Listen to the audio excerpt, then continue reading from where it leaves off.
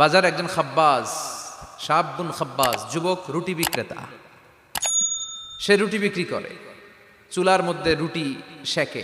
সে যে সালাম দিল, আসসালামু আলাইকুম। যুবক বলে ওয়ালাইকুম আসসালাম। আহমদ ইবনে হাম্বল বলে, যুবক আমার যাওয়ার জায়গা নেই, সফরে বেরিয়েছি, খুব শীতে কষ্ট পাচ্ছি, রাতে যদি তোমার এই চুলা থেকে একটু আগুন পোহাই কোনো সমস্যা? যুবক বলে, না না সমস্যা না, আহলান ওয়া সাহলান, খোশ আমদেদ, আসেন আসেন, আপনি আগুন পোহাইলে আমার সমস্যা কি? সুবহানাল্লাহ পড়েন।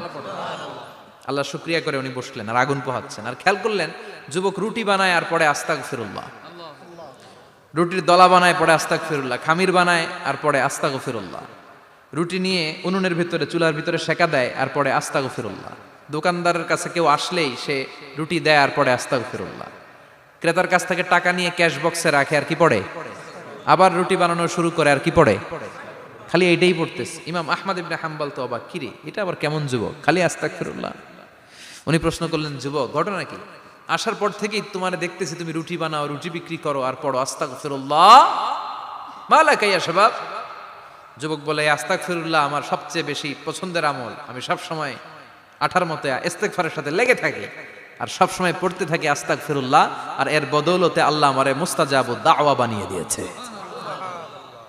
আহমদ ইবনে হাম্বল তো অবাক, আনতা মুস্তাজাবুদ দাওয়া,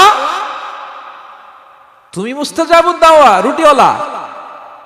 আমি এত বছর হাদিস পড়াই, আমিও তো মুস্তাজাবুদ দাওয়া না, আর তুমি রুটি বেচো বাজারে, তুমি মুস্তাজাবুদ দাওয়া, তুমি দোয়া করলে সব কবুল হয়ে যায়?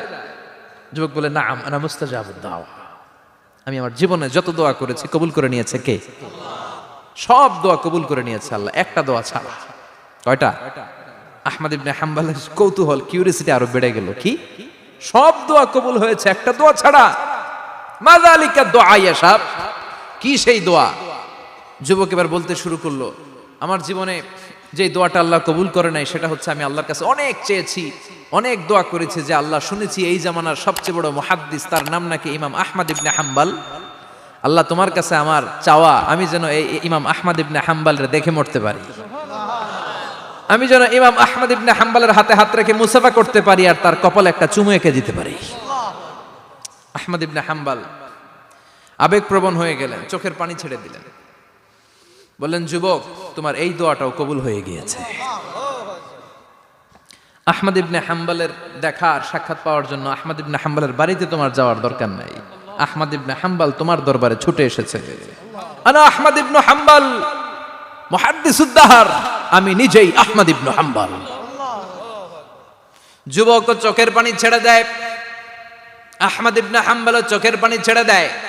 যুবক চিৎকার মেরে ইমাম আহমদ ইবনে হাম্বলকে জড়িয়ে ধরে, হাতে হাত রেখে মুসাফা করে, কপালের মধ্যে চুমু খায় আর আল্লাহর শুকরিয়া করে বলে, ও ইমাম, আসলে এই দোয়াটাও আল্লাহ আজকে কবুল করে নিল। বিশ্বাস হয়? সবসময় ইস্তেগফার পড়লে আপনার দোয়াগুলোর এইভাবে কবুল করে নিবে কে? এই 5টা জিনিস পাবেন সবসময় যদি ইস্তেগফারের সাথে লেগে থাকেন। রাজি আছেন তো?